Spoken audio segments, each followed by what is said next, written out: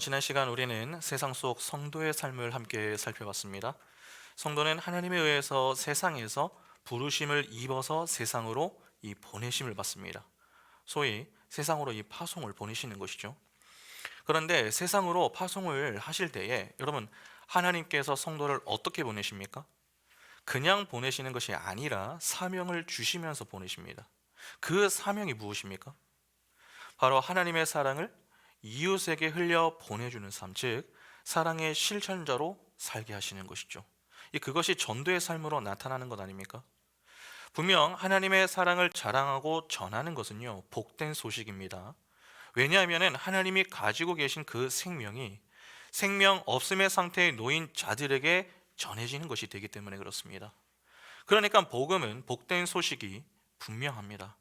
그러나 죄로 타락한 죄인들에게 여러분, 복음은요 어떻게 들립니까? 굿뉴스가 아닙니다. 배드뉴스입니다. 왜 좋은 소식이 아니라 나쁜 소식입니까? 여러분, 죄로 타락한 죄인들이 모여 사는 곳이 어디입니까? 세상입니다. 그 죄인들의 특징이 무엇입니까? 하나님을 왕으로 인정하지 않는다는 것이죠. 하나님을 왕으로 인정하지 않는데 하나님이 주실 생명에 무슨 의미가 있습니까? 없습니다. 오히려 자존심 상해하는 모습을 보입니다. 사람이 가장 힘들어하는 것이 무엇입니까? 바로 자기 자존심을 건드리는 것이죠. 다른 것은 몰라도 내 자존심을 건드리는 것은요, 안 됩니다. 하나님이라도 용서할 수 없습니다. 그래서 죄인들이 하나님 앞에서 마지막까지 지키려고 하는 것이 무엇입니까? 자존심인 것이죠. 누군가 자신의 실체를 폭로하며 자존심을 건드리는 그 순간, 여러분, 세상은 그를 원수로 여깁니다. 소위 적으로 간주하는 것입니다. 그리고 세상 힘으로 그를 제거하려고 합니다. 가인이 아벨을 죽였던 것처럼, 헤롯이 요한을 죽였던 것처럼, 유대인 사람들이 예수를 죽였던 것처럼, 죄인은 누구라도 자신의 원수를 제거하려고 합니다. 그들은 원수만 사라지면 모든 문제가 다 해결될 것이다, 그렇게 믿습니다. 그러나 하나님은 그 뒤에 새로운 반전을 늘 남겨놓으시죠. 아벨이 죽임을 당했습니다. 그러자 하나님은 아벨 대신에 셋을 보내심으로 여인의 후손이 이어지게 하셨습니다. 헤롯이 세례 요한을 죽였으나 예수가 파송한 제자들의 소식이 들려왔습니다. 이에 헤롯 왕이 당황하는 모습을 보이죠. 왜 헤롯이 그 소식을 듣고서 당황합니까? 세상 힘으로 해결되지 않는 이 문제가 있음을 깨달았기 때문에 그렇습니다. 세상은 세상 힘으로 모든 문제를 해결할 수 있다, 그렇게 믿지만 절대로 해결하지 못하는 문제가 있습니다. 바로 하나님의 뜻을 꺾는 것입니다. 이 땅에 모든 힘을 다 모아도 하나님의 뜻을 꺾을 수는 없습니다. 그래서 로마서 8장에서 바울이 뭐라고 합니까? 어떤 피조물도 성도를 하나님의 사랑에서 끊어낼 수 없다고 이야기합니다. 무슨 말입니까? 세상은 절대로 하나님을 이길 수 없다는 말입니다. 당장은 세상에 이기는 것처럼 보이지만 결국 하나님이 승리하신다 하는 이야기입니다. 가끔 부모가 어린 자녀하고 이 싸움놀이를 좀 해주는 경우가 있죠. 그때 주로 부모들이 자녀에게 이깁니까? 일부러 져줍니다. 이는 진짜 힘이 없어서 져주는 것이 아니라 자녀에게 웃음과 기쁨을 주기 위해서 그냥 의도적으로 져주는 것입니다. 그러나 어린 자녀는 이를 정확하게 모르기 때문에 싸움 놀이에서 자신의 승리에 심취하여 정말 부모를 이길 수 있다, 그렇게 착각을 합니다. 그러다가 나중에 잘못을 해서 실제로 부모에게 혼이 날 때면 무엇을 깨닫게 됩니까? 내가 힘이 있어가지고 엄마하고 아빠를 이겼던 게 아니라 나를 위해서 그냥 져주셨던 거구나. 내 생각이 짧았구나. 그러한 사실을 깨닫습니다. 그러니까 자신보다 강한 힘을 갖고 있는 대상이 부모다라고 하는 사실을 인지하고 그 이후부터는 조심하게 되는 것이죠. 육신의 부모와 자녀 사이가 그러하다면 피조물과 창조주의 관계는 어떠하겠습니까? 더하면 더했지 덜하지는 않습니다. 세상 왕은 말씀으로 이 세상을 창조하신 하나님을 이길 수 없습니다. 이는 하나님의 뜻을 꺾을 수 없다는 말이죠. 선악과 사건 이후에 세상은 늘 하나님의 백성을 죽임으로 하나님의 뜻을 꺾으려고 시도하지만 그 모든 시도는 한 번도 성공을 거두지 못했습니다. 지금 이 자리에서 말씀을 듣고 있는 우리가 바로 산 증인이 되는 것이죠. 세상보다 크신 하나님이 우리의 인생을 붙들고 하나님이 목적하신 목적지까지 인도하십니다. 그래서 세상 속에서 온갖 시험과 유혹을 받아도 성도는 두려워할 필요가 없는 것입니다. 비록 우리의 육은 좀 고단하고 힘이 들어도 하나님의 뜻은 반드시 성취됩니다. 그 사실이 고난 중에서도 우리에게 감사가 되는 것이고 또 소망이 되는 것이죠. 그러면 오늘 우리가 힘써야 할 일은 무엇이겠습니까? 믿음의 주여 우리를 온전케 하시는 예수 그리스도를 바르게 아는 것입니다. 하나님과 하나님이 보내신 자 예수 그리스도를 알고 믿는 것, 그것이 바로 하나님의 일입니다. 그래서 오늘 본문 역시 예수께서 어떠한 분이신가 하는 것을 교훈하는 그러한 사건이 등장하게 되는 것이죠. 먼저 본문을 한번 보시기 바랍니다. 누가복음 9장 12절부터 17절을 보시면은 날이 저물어 가매 12사도가 나와 여짜오되 무리를 보내어 두루 마을과 촌으로 가서 유하며 먹을 것을 얻게 하소서. 우리가 있는 여기는 어디입니까? 빈들이니이다. 예수께서 이르시되 너희가 먹을 것을 주라 하시니 여짜오되 우리에게 떡 5개와 물고기 2마리밖에 없으니 이 모든 사람을 위하여 먹을 것을 사지 아니하고서는 할 수 없사옵나이다 하니 이는 남자가 한 5,000명 되밀어라. 제자들에게 이르시되 때를 한 50명씩 앉히라 하시니 제자들이 이렇게 하여 다 앉힌 후 예수께서 떡 5개와 물고기 2마리를 가지사 하늘을 우러러 축사하시고 떼어 제자들에게 주어 무리에게 나누어 주게 하시니 먹고 다 배불렀더라. 그 남은 조각을 12바구니에 거두니라. 오늘 본문은 그 유명한 오병이어의 사건입니다. 교회를 다닌 경험이 있는 분들은 이 한 번 이상 꼭 들어본 그러한 사건 아닙니까? 사실 교회를 다니지 않는 분들도요, 이 사건을 알 정도입니다. 그러니까 사람들에게 꽤나 잘 알려진 사건인 것이죠. 그런데 이 사건을 어떻게 이해하고 계십니까? 주로 사람들은 친숙한 본문은 내가 잘한다 그렇게 생각하는 경향이 있습니다. 그러나 여러분, 친숙한 것하고 바르게 이해하는 것은요, 다른 문제입니다. 오병이어 사건은 우리에게 매우 친숙하지만 사실 그 속에 담긴 의미를 제대로 이해하고 있는 이들은 매우 적습니다. 그러면 오병이어 사건에 대해서 어떤 오해를 갖고 있는지 그것부터 한번 보죠. 오병이어 사건에 대한 오해는요, 여러 가지가 있지만 그 중에 가장 큰 오해가 바로 적은 것을 바치면은 큰 것으로 돌려받는다, 그렇게 보는 것입니다.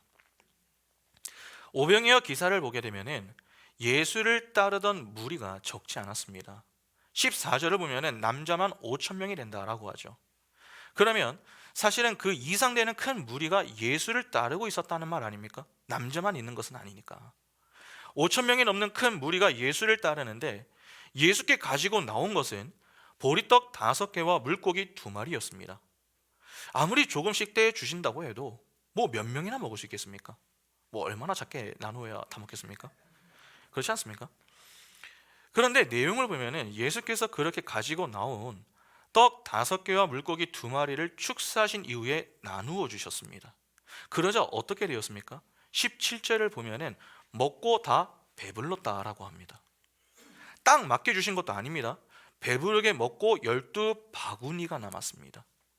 이를 두고서 일부 목회자들이 이봐라, 아무리 적은 것이라도 믿음으로 하나님께 바치면은 차고 넘치는 은혜로 우리의 인생을 풍족하게 하신다.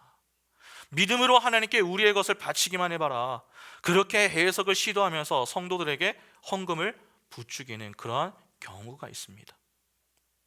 이게 분별력 없는 성도들 중에는 그러한 설교를 딱 듣고서 그렇구나, 우리가 그동안 믿음으로 바치지 않았구나, 믿음으로 우리가 가지고 있는 것을 바쳐보자, 그렇게 도전을 받아가지고 헌금도 하고 헌물도 합니다. 그런데 욕심 많은 분들 중에는 또 이렇게 생각하는 분들도 있습니다. 오병이어를 바쳐도 하나님이 이렇게 많은 복을 주시는데 저것보다 더 많이 바치면 하나님이 더 많은 복을 주지 않으실까? 그렇게 엉뚱하게 생각을 해가지고 어떻게든 많은 것을 내놓으려고 하시는 분들도 있습니다. 어떠십니까? 하나님은 믿음을 기뻐하시니 우리가 믿음으로 바치면 기뻐하시는 것 아닙니까? 그래서 우리도 그렇게 하지 않습니까? 맞습니다. 분명 성경은 하나님을 기쁘시게 드리는 것이 믿음이다, 그렇게 이야기합니다. 그러나 그동안 우리가 공부하면서 배웠지만 믿음이라고 해서 다 같은 믿음이었습니까? 그렇지 않습니다. 여러분, 믿음도 믿음 나름입니다. 다 같은 믿음이 아닙니다. 하나님이 기뻐하시는 믿음이 있다 하는 것은 그렇지 않은 믿음도 있는 것입니다. 하나님은 단지 믿음을 갖기만 해라, 그러면 내가 기뻐할 것이다, 그렇게 말씀하지 않으셨습니다. 하나님이 기뻐하시는 믿음이 있으니 그 믿음을 가지라고 말씀하셨죠. 만일 믿음을 갖는 것 자체가 목적이라면, 달리 말해서 그것이 하나님께 기쁨이 된다면, 예수께서 바리새인과 서기관들을 비롯하여서 예수를 따르던 무리를 향해 책망하시는 그러한 모습은 어떻게 이해를 해야 합니까? 바리새인과 서기관들이 믿음이 없는 자들이었습니까? 예수를 따르던 무리가 믿음이 없었습니까? 있었습니다. 적어도 내 것을 포기하며 예수를 따를 정도면, 그리고 율법을 공부하고 준수할 정도였다면 믿음이 대단한 것이죠. 특히 바리새인들의 경우, 남이 율법을 잘 지키지 못할 경우에 자신들이 그들을 대신하여 지켜줄 정도로 율법 정신이 투철했습니다. 그러니까 사람들에게 기감이 되는 그러한 인생을 살았던 것입니다. 그런데 예수는 바리새인들을 향해서 뭐라고 말씀하십니까? 너희는 돈을 좋아하는 부자다. 그렇게 말씀하시며 그들을 향해서 독사의 자식이요 너희의 아비는 마귀다, 그렇게 입에 담기 어려운 말씀들을 하셨습니다. 하나님을 믿는 일에 자부심을 갖고 사는 그들을 향해서 예수는 너희는 마귀의 자녀다, 그렇게 일갈을 하신 것이죠. 얼마나 충격적인 모습입니까? 또한 예수를 따르는 무리를 보시며 예수는 그들을 피하여 다니기 바빴습니다. 왜 그들을 피해 다니십니까? 어떤 경우 그들과 제자들을 분리하시려고까지 노력을 하지 않으십니까? 왜 그렇게까지 하시는 겁니까? 그들이 가지고 있는 믿음을 인정하지 않으셨기 때문에 그렇습니다. 그러니까 예수를 따르고 율법을 준수한다라고 해서 하나님이 다 기뻐하시는 것이 아닙니다.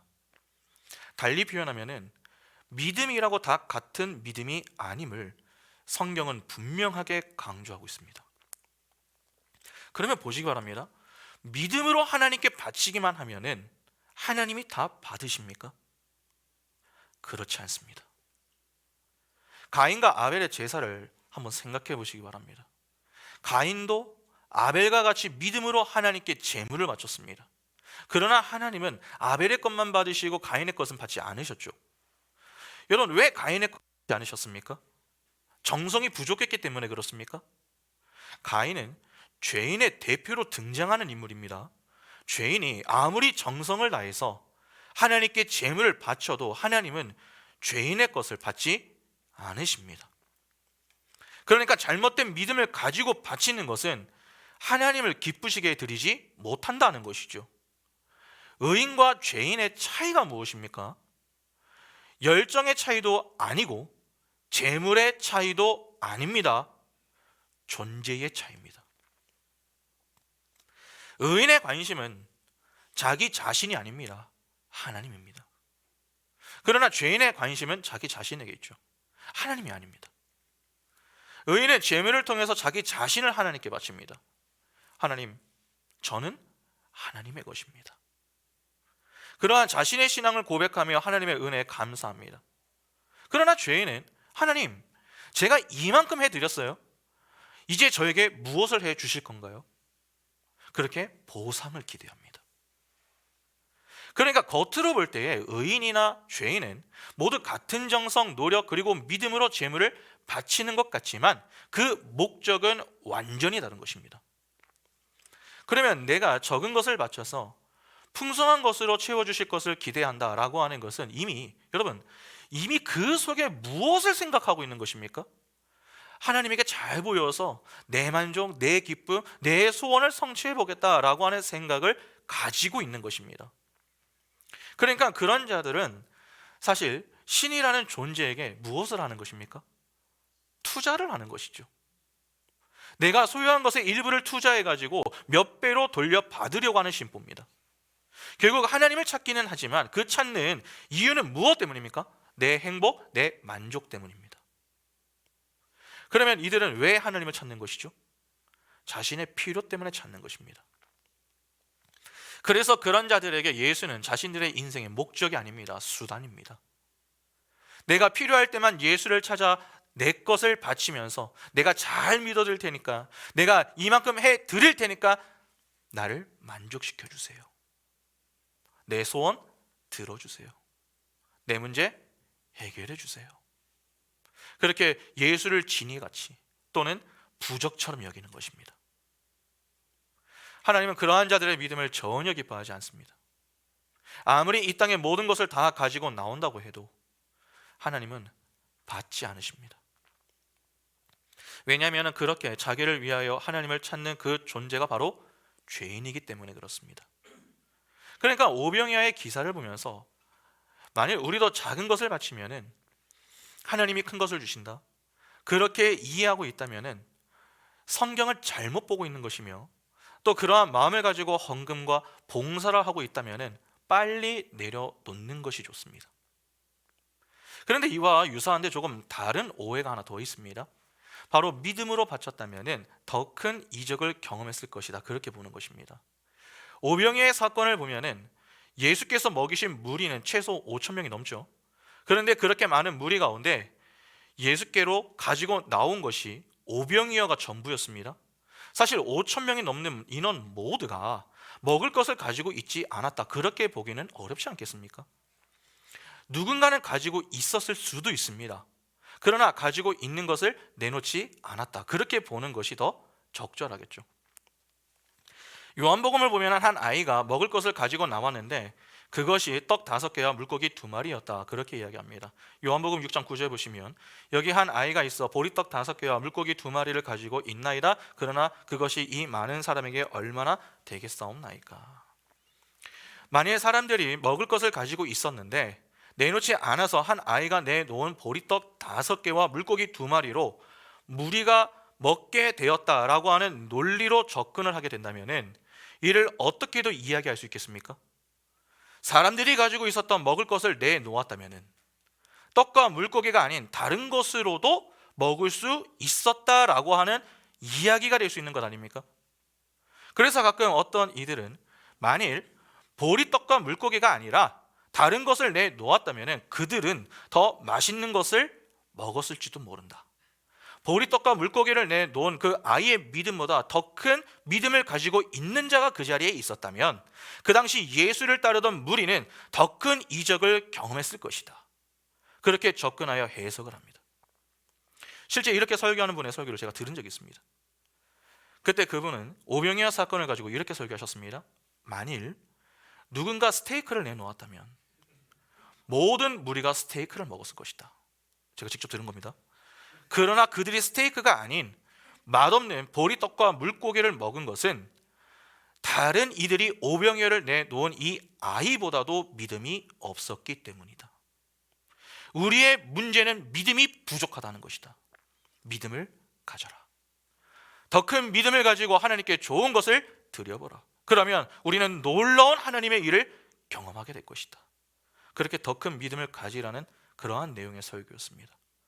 야, 이거 정말 그럴듯하지 않습니까? 한 아이가 보리떡과 물고기를 내놓기 이전에 그래도 양심상 나 혼자 먹기 좀 그래서 자신 또는 자기 가족과 먹으려고 숨겨 놓았었던 그 좋은 것을 내놓았다면 얼마나 좋았겠습니까? 성경에 한 아이가 보리떡과 물고기를 내놓으려고 하는 그 순간 누군가가 나와서 숨겨 놓았었던 햄버거를 내놓았다, 또는 스테이크를 내놓았다.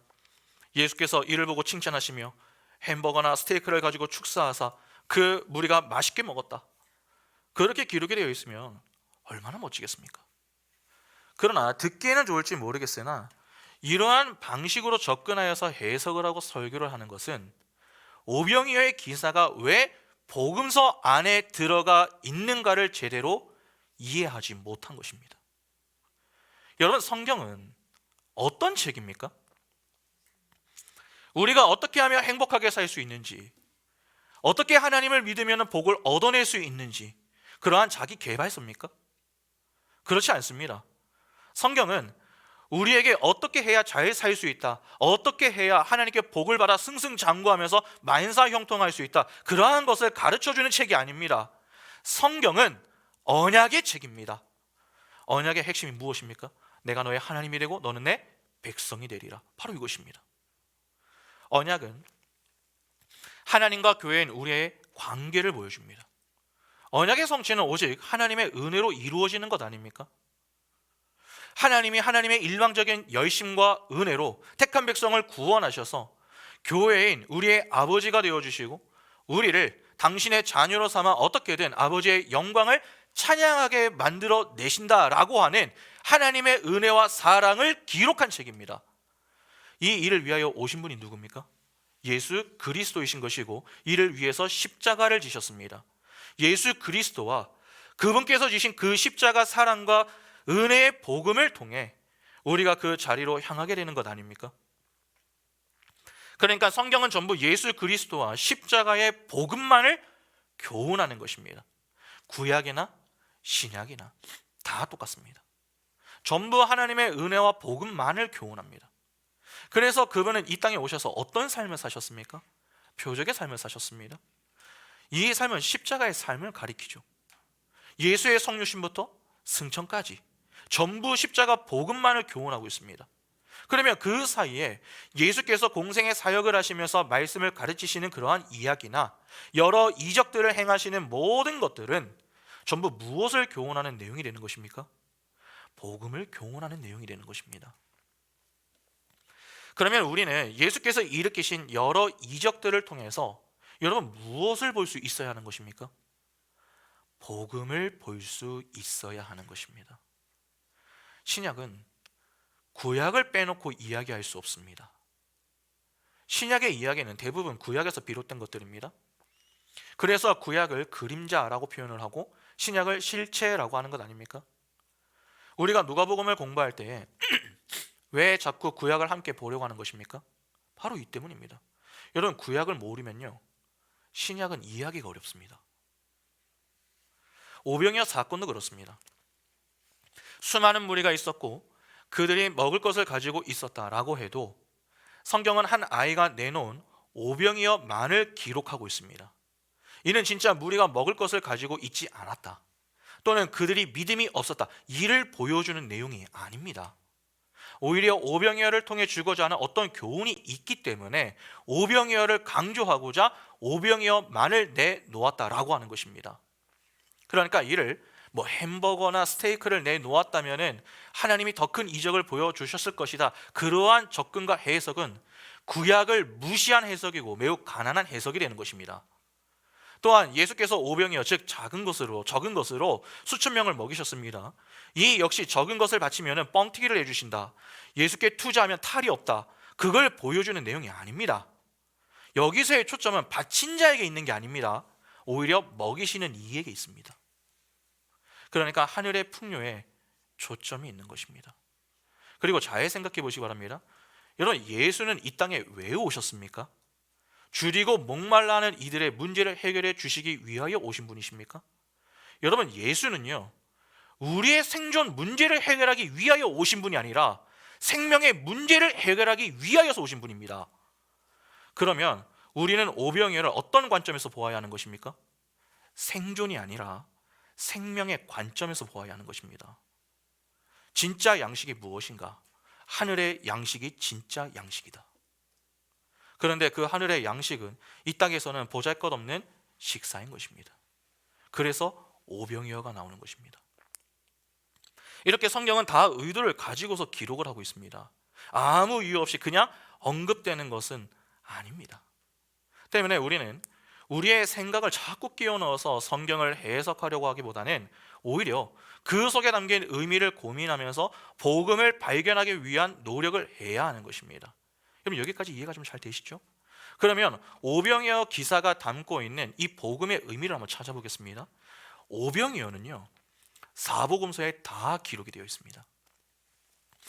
때문에 병행본문을 함께 보면서 좀 이해를 할 필요가 있습니다. 먼저 오병이어 사건이 일어난 장소부터 보겠습니다. 12절을 다시 한번 보시기 바랍니다. 12절 보시면은 날이 저물어 가매 12 사도가 나와 여짜오되 무리를 보내어 두루 마을과 촌으로 가서 유하며 먹을 것을 얻게 하소서. 우리가 있는 여기는 어디입니까? 빈들이니이다. 본절을 보면 오병이어가 어디에서 일어났는지 정확하게 나오죠. 빈들입니다. 이스라엘 지도를 보면 여러분 요단강을 중심으로 해가지고 동서가 구분이 됩니다. 동편은 광야이고 서편은 가나안입니다. 그래서 여호수아가 요단 동편에서 요단강을 건너서 서편인 가나안으로 들어간 것입니다. 누가는 오병이어의 기적이 일어난 곳이 빈들이라고 했습니다. 이는 광야였다 하는 말 아닙니까? 다른 복음서도 전부 이 사건이 광야 빈들에서 일어난 일이다 라고 하는 것을 강조합니다.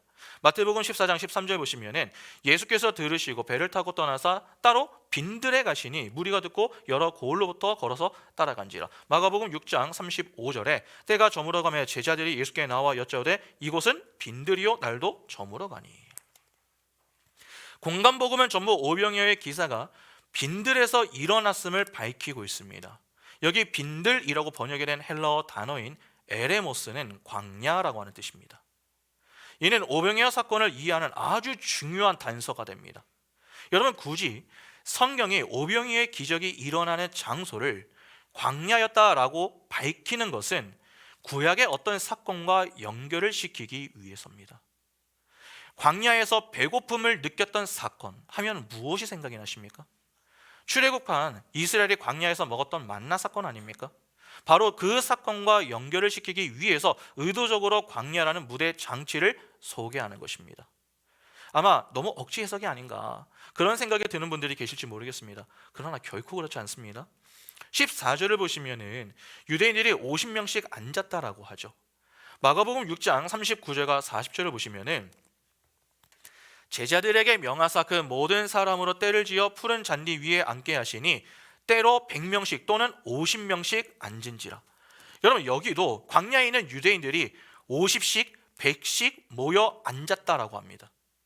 출애굽 이스라엘이 광야에서 어떻게 나누어져 있었습니까? 50부장, 100부장에 의해서 50씩 100씩 나누어져 있었습니다. 신명기 1장 15절 보시면 내가 너희 지파의 수령으로 지혜가 있고 인정받는 자들을 취하여 너희의 수령을 삼되 곧 각 지파를 따라 1000부장과 100부장과 50부장과 10부장과 조장을 삼고. 이 역시 출애굽한 이스라엘이 광야에서 지내던 모습을 보여주는 작은 단서가 됩니다. 하나님은 이스라엘을 애굽에서 건지신 그 이후에 광야 생활을 하게 하셨습니다. 그곳에서 이스라엘을 시험하지 않으십니까? 먹을 것으로 시험을 받았습니다. 그런데 오병이어 사건도 보면은 시험을 받는 사람이 있습니다. 오늘 본문을 보면은 제자들이 무리를 보내서 먹을 것을 얻게 하자고 예수께 제안을 하니까 예수께서 뭐라고 말씀하십니까? 너희가 먹을 것을 주어라, 그렇게 말씀하십니다. 이는 예수께서 제자들에게 이 주림의 문제를 해결해 보라는 일종의 시험을 주시는 모습 아닙니까? 요한복음을 보면 조금 더 명확하게 나옵니다. 요한복음 6장 5절과 6절을 보시면 예수께서 눈을 들어 큰 무리가 자기에게로 오는 것을 보시고 빌립에게 이르시되 우리가 어디서 떡을 사서 이 사람들을 먹이겠느냐 하시니 이렇게 말씀하시면 친히 어떻게 하실지를 아시고 빌립을 시험하고자 하심이라. 여기 보면 예수께서 빌립에게 우리가 어디서 떡을 사서 사람들을 먹일 수 있겠느냐 그렇게 묻습니다. 주어를 잘 보면은 내가 아닙니다. 우리입니다. 이는 예수께서 빌립과 함께 그 문제 해결에 나서고 계신다라고 하는 것을 알 수 있는 것이죠. 주님은 우리라고 하는 단어 안에서 지금 당면한 결핍의 문제를 풀어 나가려고 하십니다. 그런데 빌립은 그 앞에서 어떻게 반응을 합니까? 여전히 돈이 모자르다라고 하는 이 현실의 문제 앞에서 걱정을 하고 있습니다. 먹을 것이 없고 돈이 없어서 걱정이 되는 것이죠. 예수가 바로 앞에 있는데 여전히 세상을 크게 보고 있는 것입니다. 천지를 창조하신 하나님이 그와 함께하고 계심에도 빌립은 세상의 떡이 없음을 크게 보며 걱정을 하고 있더라 하는 것입니다. 방금 읽은 5절을 보면 예수는 여러분 어떻게가 아니라 어디서라고 물으셨습니다. 이는 어떻게 떡을 살 것인가 그것으로 걱정하지 말라는 것입니다. 이미 너희의 배를 채울 떡을 살 능력이 나에게 있다. 그것을 전제하고 물으신 것입니다. 문제는 그 떡이 어디서 오는 것 떡인가? 세상인가? 하늘인가? 그것이 중요하다는 것입니다. 그런데 빌립은 예수의 의도를 파악하지 못하고 걱정의 태산입니다. 지금 그에게 돈이 문제라는 것이죠. 이는 시험에 여러분 통과하는 모습입니까? 시험에서 실패하는 모습입니다. 이러한 비슷한 시험을 받았던 자들이 광야에서 똑같은 시험을 받았던 이스라엘 아니었습니까? 신명기 8장 2절과 3절 보시면 내 하나님 여호와께서 이 40년 동안에 내게 광야길을 걷게 하신 것을 기억하라. 이는 너를 낮추시며 너를 시험하사 내 마음이 어떠한지 그 명령을 지키는지 지키지 않는지 알려 하심이라. 너를 낮추시며 너를 줄이게 하시며 또 너도 알지 못하며 내 조상들도 알지 못하던 만나를 내게 먹이신 것은 사람이 떡으로만 사는 것이 아니요 여호와의 입에서 나오는 모든 말씀으로 사는 줄을 내가 알게 하려 하심이라. 하나님께서 이스라엘에게 하시는 말씀을 잘 보면은 여러분, 시험의 대상자는요 만나를 먹은 모든 이스라엘 사람들입니다.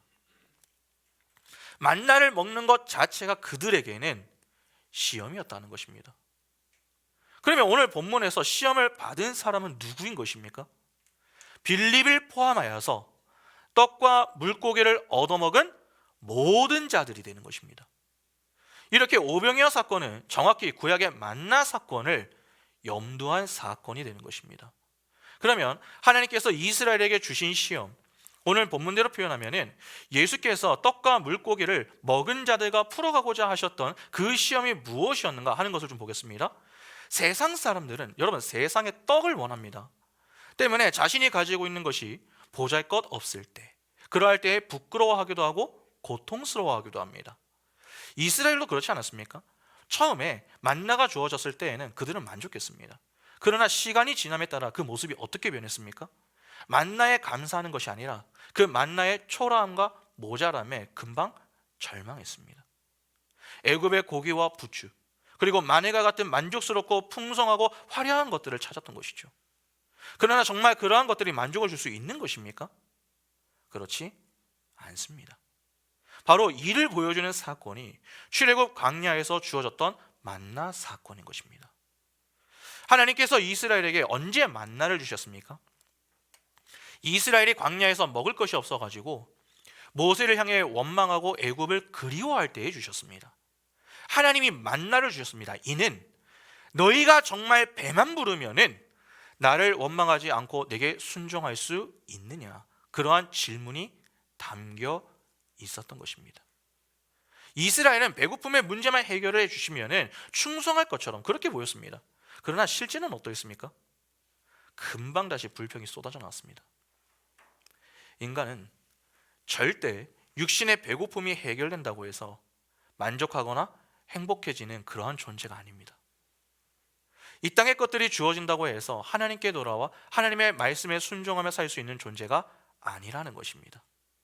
인간은 하나님의 형상으로 지어진 존재입니다. 때문에 하나님이 있던 그 자리에 하나님이 아닌 다른 것으로, 세상 것들로는 결코 채워지지 않습니다. 다시 말해서 행복할 수 없다는 것입니다. 그래서 팡세르슨 파스칼이 뭐라고 합니까?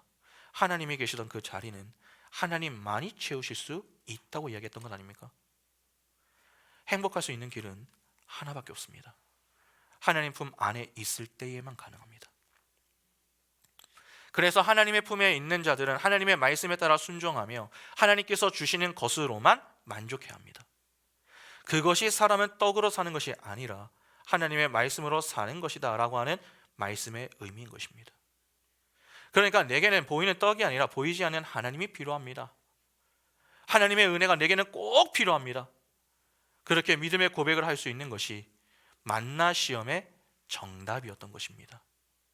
구약의 출애굽 당시에 이스라엘에게 주어졌던 시험이 그러하다면 오병이어의 기적도 비슷한 것 아닙니까? 오병이어의 사건에 동원된 것이 여러분 보리떡과 물고기 2마리입니다.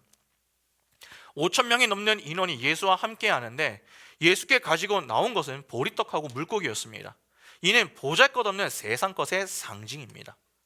보리라고 하는 것은요, 당시 짐승이나 가축의 먹이로 쓰이던 것입니다. 또한 가늠한 여인이 속죄제사를 드릴 때에 드리던 제물이었습니다.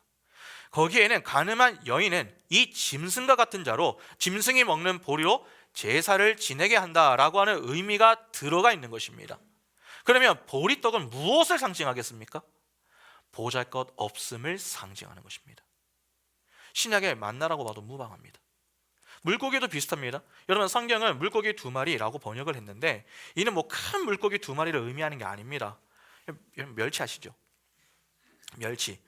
그 멸치와 같이 작은 2토막을 의미하는 것입니다. 그러니까 이 역시 보잘것 없음을 상징하는 것입니다. 오병이어가 예수의 손에 들려졌습니다. 그리고는 제자들에게 주셨죠. 예수의 손에 거쳐서 제자들에게 주어지는 것입니다. 그런데 잘 보시면은 여러분, 예수의 손에 들려졌다가 제자들에게 주어졌을 때에 오병이어가 변했습니까? 보리떡하고 물고기가 변했습니까? 보리떡이 햄버거가 되고 물고기가 스테이크로 변했습니까? 그렇지 않습니다. 이왕 줄인 배를 채워주실 것이라면 좀 좋은 음식으로 바꾸어 주시면 안 됩니까? 왜 보잘것없음을 상징하는 보리떡을 주십니까? 주님은 이스라엘 광야에서 만나 시험과 동일한 시험을 그 자리에 있던 이들에게 주고 계신 것입니다. 주님은 구약의 만나 사건과 연결을 하여서 보잘것없는 세상 것들로 만족하지 못하고 부끄러워하며 절망하는 인간의 실체, 이 실존을 폭로함과 동시에 이 세상 것들로는 그 어떠한 것으로도 인간의 만족과 행복을 채워줄 수 없음을 보여주시는 것입니다. 잘 생각해 보시기 바랍니다. 여러분, 유대인들이 줄일 때에 예수께서 오병이어의 기적을 통해서 그들을 먹이셨습니다. 이에 그들이 열광을 하죠. 나중에 왕으로 삼으려고 합니다. 그런데 만일 예수께서 늘 똑같이 이 오병이어를 주셨다면 어떠했겠습니까? 처음 며칠은 만족했을지 모릅니다. 그러나 그 이후 그들의 요구는 더 커지지 않았겠습니까?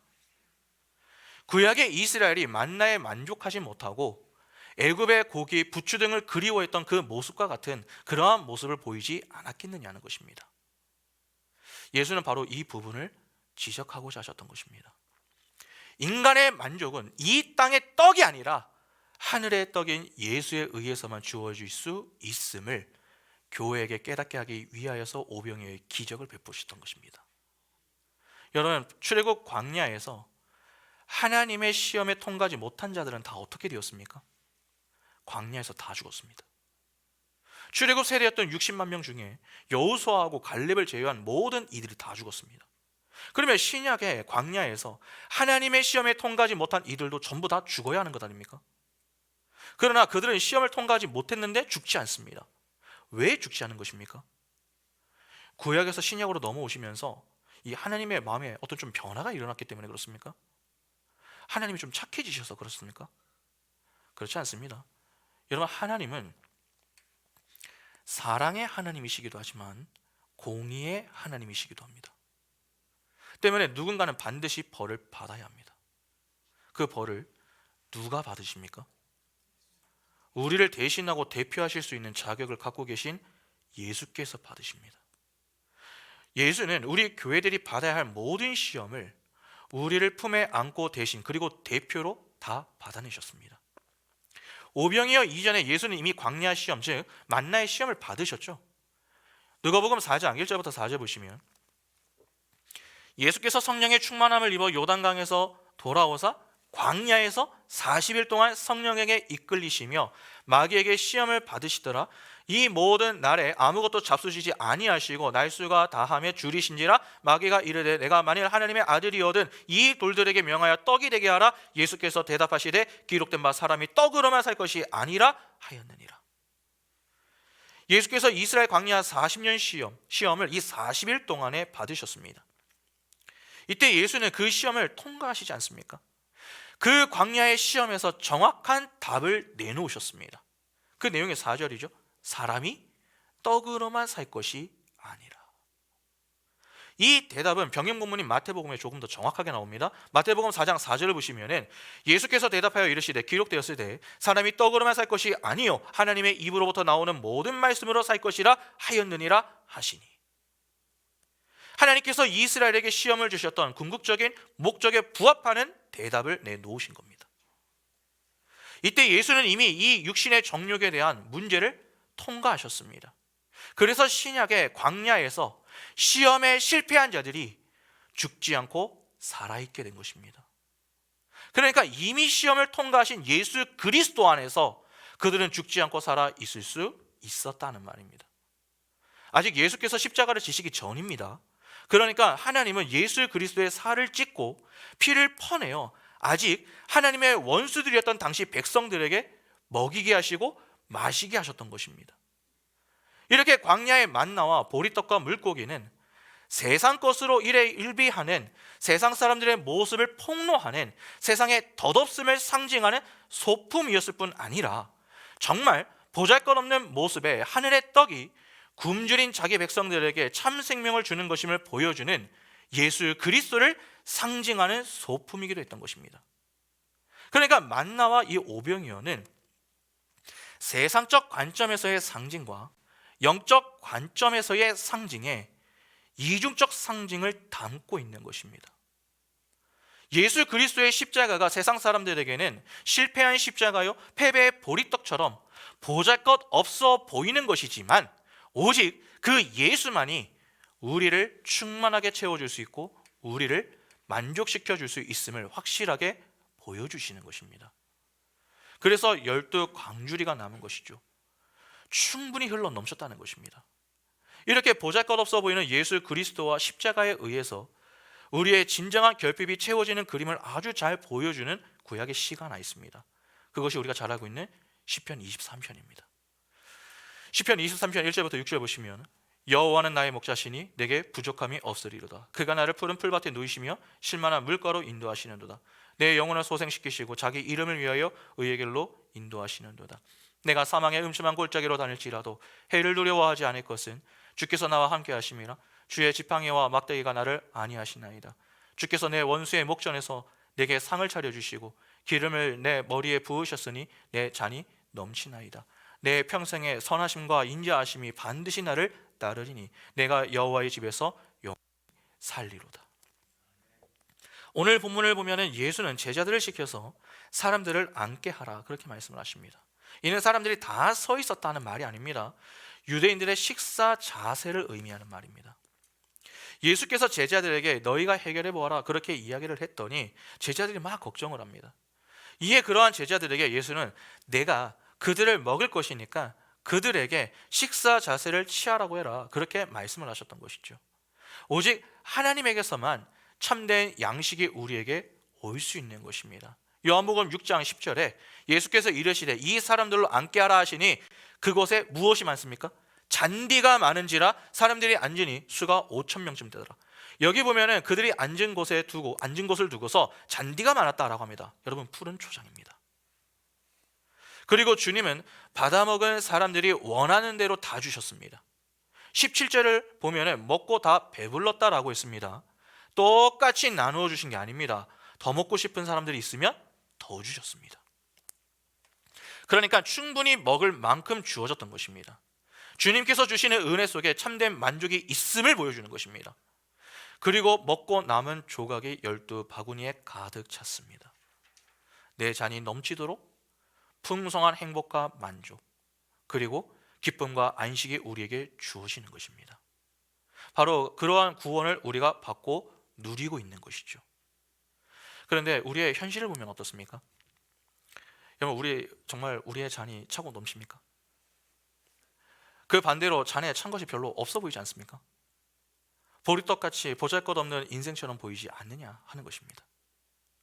그러면 우리는 지금 보리떡으로 이 땅에 오신 예수 그리스도를 닮아 그 삶을 살고 있는 것입니다. 우리의 잔이 지금 비어있다는 말이 아닙니다. 우리의 잔은 이미 지금 예수 그리스도로 인하여서 충만히 흘러 넘치고 있습니다. 하나님을 만난 우리의 잔은 지금 성령의 열매들이 차고 넘치게 흘러 나오고 있는 것입니다.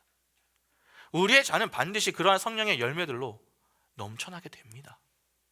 그리고 지금 우리의 영적 현실은 이미 그러한 하나님의 영광과 형성이 흘러 넘치는 상태에 들어온 것입니다.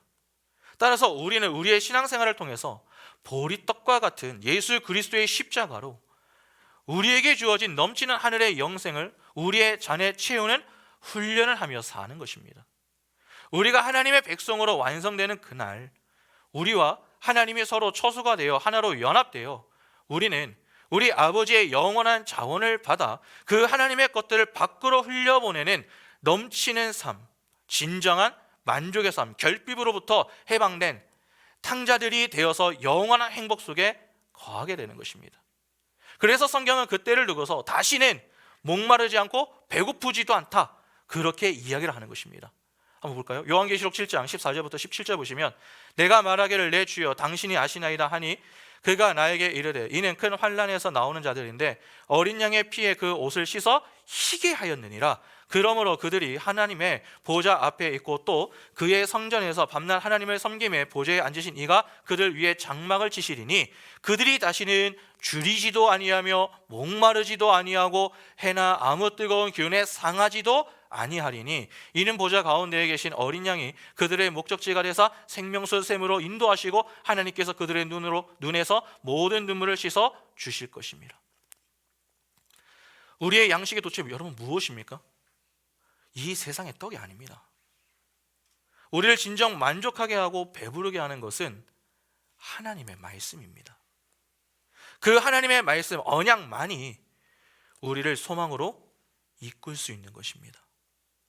우리는 그 소망을 품고 이 광야 같은 땅에서 진정한 만족, 기쁨, 안식과 행복을 맛볼 수 있는 것입니다. 우리 인간은 하나님의 말씀에 순종하며 그분께 의존하여 살 때에 가장 배가 부른 하나님 절대 의존적인 존재입니다.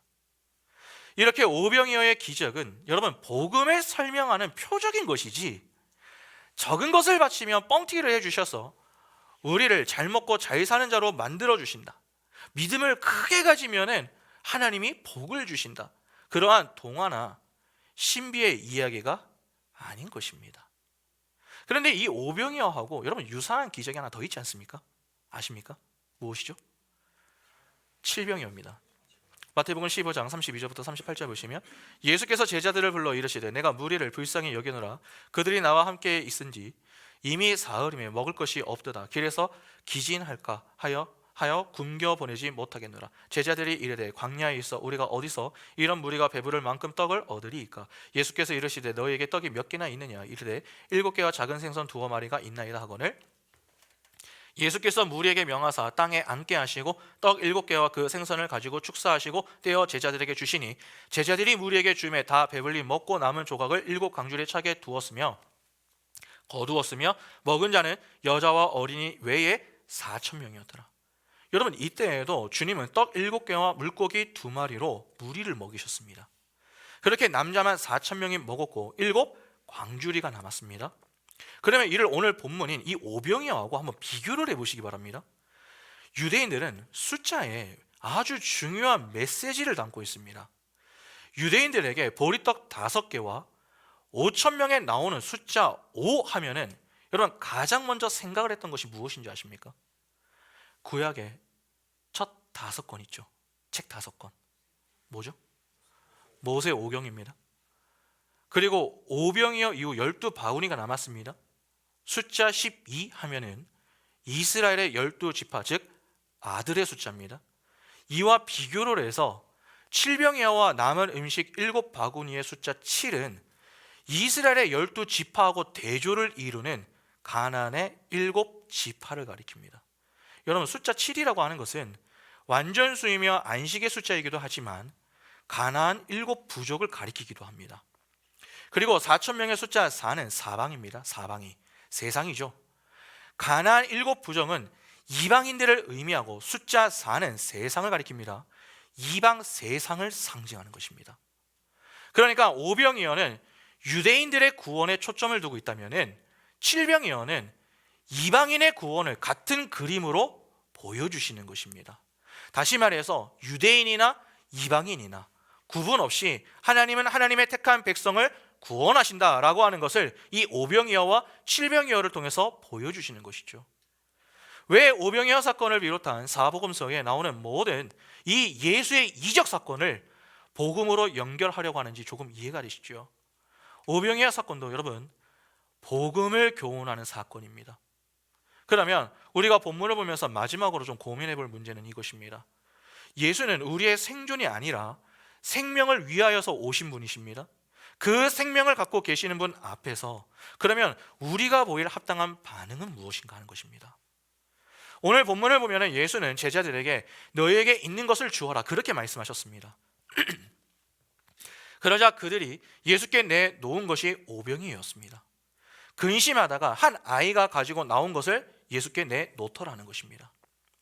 하늘의 풍요를 주실 수 있는 예수 그리스도 앞에서 그들은 하늘의 풍요를 전하는 것이 아니라 세상 근심과 걱정을 가지고 예수 앞에 보잘것없는 이 땅의 것들을 내놓았습니다. 그런데 이후에 그랬던 제자들이 어떻게 변하는지 아십니까? 진짜 예수의 생명 속에 들어간 자들이 되니까 그들을 무엇을 내놓는지 아십니까? 사도행전 3장 1절부터 10절 보시면 제9시 기도 시간에 베드로와 요한이 성전에 올라갈 때 나면서 못 걷게 된 이를 사람들이 메고 오니 이는 성전에 들어가는 사람들에게 구걸하기 위하여 날마다 미문이라는 성전문에 두는 자라. 그가 베드로와 요한이 성전에 들어가려 함을 보고 구걸하거늘 베드로가 요한과 더불어 주목하여 이르되 우리를 보라 하니 그가 그들에게서 무엇을 얻을까 하여 바라보거늘 베드로가 이르되 은과 금은 내게 없거니와 내게 있는 이것을 내게 주노니 나사렛 예수 그리스도의 이름으로 일어나 걸으라 하고 오른손을 잡아 일으키니 발과 발목에 곧 힘을 얻고 뛰어서서 걸으며 그들과 함께 성전으로 들어가면서 걷기도 하고 뛰기도 하며 하나님을 찬송하니 모든 백성이 그 걷는 것과 하나님을 찬송함을 보고 그가 본래 성전 미문에 앉아 구걸하던 사람인 줄 알고 그에게 일어난 일로 인하여 심히 놀랍게 여기며 놀라니라. 예수와 함께하며 예수에게 오병이어를 내놓았었던 그 제자들이 이후 사도행전으로 가게 되면 무엇을 줍니까? 6절에 은과 금은 내게 없거니와 내게 있는 이것을 내게 주노니 나사렛 예수 그리스도의 이름으로 일어나 걸으라. 그렇게 예수 그리스도를 내어줍니다. 여러분, 생명의 떡을 먹은 우리가 가지고 있는 것이 무엇입니까? 생명입니다. 생명이신 예수 그리스도를 가지고 있습니다. 그러면 예수께서 제자들에게 너희가 먹을 것을 주라 그렇게 말씀하신 것은 무엇을 주라고 하셨던 것입니까? 보이는 이 땅의 떡이 아니라 보이지 않는 진짜 떡, 생명의 떡이신 예수 그리스도를 주라고 말씀하셨던 것입니다. 그러나 그 당시 제자들은 이를 깨닫지 못하였기 때문에 예수께서 보잘것없었던 그 보리떡과 물고기로 이를 교훈해 주셨던 것입니다. 그 보잘것없는 모습으로 오셔서 하늘의 풍요를 허락해 주시는 분이 바로 예수 그리스도이시며 우리에게 진짜 필요한 떡은 말씀이라는 떡이다. 그것을 가르쳐 주셨던 것입니다. 그 복음을 가지고 있는 자들이 바로 우리입니다. 우리가 세상 것을 나누어 준다고 하면은 우리가 무엇을 얼마나 줄 수 있습니까? 가끔 교회로 전화를 해가지고 자신이 며칠 동안 밥을 먹지 못했다, 돈을 좀 받을 수 있느냐, 그렇게 묻는 분들이 있습니다. 참 희한하죠. 교회 번호를 어떻게 알고. 교회 입장에서 정말 형편이 어려운 분들에게 밥 한 끼를 대접할 수도 있고 컵라면을 제공해 드릴 수도 있습니다. 그러나 기억하시기 바랍니다. 교회는 사회 봉사나 구제 단체가 아닙니다. 우리가 가지고 그들에게 주어야 할 것은 이 땅의 떡이 아니라 은과 금은 없으나 그러한 것들과는 비교할 수도 없는 것, 나사렛 예수의 이름이라는 사실을 전해 주어야 하는 것입니다. 다시 말해서 복음을 나누어주고 흘려 보내주어야 할 자들이 바로 우리란 사실을 잊으시면 안 됩니다. 세상 것 조금 부족해도 문제되지 않습니다. 자꾸 세상을 보고 나는 이것이 없는데 저것이 부족한데 그렇게 현실을 인식하는 가운데 내가 갖지 못한 그 세상 것들을 보고서 의기소침해 있으면 안 된다는 것입니다. 우리가 왜 가진 게 없습니까? 은과 금은 없어도 내게 있는 것이 있습니다. 예수 그리스도의 생명의 복음을 가지고 있습니다. 여러분, 내가 이 땅에서 조금 가난한 것, 내가 조금 못 배운 것, 그러한 것은요 하나도 중요하지 않습니다. 내가 예수 그리스도의 십자가 복음을 가지고 있다라고 하는 사실이 중요한 것입니다. 세상의 모든 것을 다 가지고 있다 한들 생명의 복음이 없으면 무슨 의미입니까? 누가복음 12장 16절부터 21절 보시면 또 비유로 그들에게 말하여 이르시되 한 부자가 그 밭의 소출에 풍성함에 심중에 생각하여 이르되 내가 곡식 쌓아둘 곳이 없으니 어찌할까 하고 또 이르되 내가 이렇게 하리라 내 곡간을 헐고 더 크게 짓고 내 모든 곡식과 물건을 거기 쌓아두리라. 또 내가 내 영혼에게 이르되 영혼아 여러 해 쓸 물건을 많이 쌓아두었으니 평안히 쉬고 먹고 마시고 즐거워하자 하리라 하되 하나님은 이르시되 어리석은 자여 오늘 밤에 내 영혼을 도로 찾으리니 그러면 내 준비한 것이 누구의 것이 되겠느냐 하셨으니 자기를 위하여 재물을 쌓아두고 하나님께 대하여 부여하지 못한 자가 이와 같으니라. 아무리 이 땅에서 여러분, 부유한 자로 살아도 생명이 없으면 끝입니다. 나보다 부유한 자들 보면 부러우십니까? 나보다 돈이 더 많고, 나보다 더 좋은 집에서 살고, 더 좋은 차 끌고 다니고, 나보다 더 배우고 잘 살아서 승승장구하는 이들 보면 배가 아프십니까? 정말 예수를 잘 믿는 그 모습을 보면서 배가 아파 보신 적이 있으십니까? 그러한 모습을 보며 도전을 받아보신 일이 있으십니까? 야, 저 사람은 어떻게 저렇게 예수를 열심히 믿을까? 이 시대도 저런 사람이 있다고? 여러분, 왜 우리가 말씀의 자리에 자꾸 서야 하는지 아십니까? 그래야 육적인 눈을 닫고 영적인 눈으로 예수 그리스도를 바라볼 수 있기 때문에 그렇습니다. 육적인 눈이 열리면은 예수 그리스도의 생명보다 세상이 더 크게 보입니다. 그러면 우리는 예수와 함께해도 걱정하며 보잘것없는 것을 내놓을 것입니다. 그러나 영적인 눈이 열리면 세상 넘어 계신 예수 그리스도가 더 크게 보입니다. 예수 그리스도가 보여야 그 예수 그리스도께서 십자가 은혜로 우리에게 주신 생명, 내가 가지고 있는 그 생명의 가치를 알 수 있는 것입니다. 우리는 예수 그리스도의 생명의 복음을 가지고 있는 자들입니다. 그 하늘의 것을 자랑할 수 있는 자들이 되어야 합니다. 예수 그리스도의 십자가 복음, 그것을 자랑할 수 있는 자들이 진짜 성도입니다. 믿음의 눈을 열고 하늘의 풍요로 우리의 인생을 충만하게 채우실 예수 그리스도를 바라보시기 바랍니다. 그리하여 예수께서 너희가 가진 것을 주라, 그렇게 말씀하실 때, 주님, 우리가 가지고 있는 것이 이 오병이어밖에 없습니다. 그렇게 고백하는 자들이 아니라 은과 금은 내게 없거니와 내게 있는 이것을 주노니 나사렛 예수 그리스도의 이름으로 일어나 걸으라. 그렇게 복음이신 예수 그리스도, 참떡이신 예수 그리스도를 내놓으며 이웃사랑을 실천하는 이 시대의 예배자, 하나님이 사용하시는 사명자들이 바로 우리 모두가 다 될 수 있기를 간절히 소망합니다. 함께 찬양하겠습니다.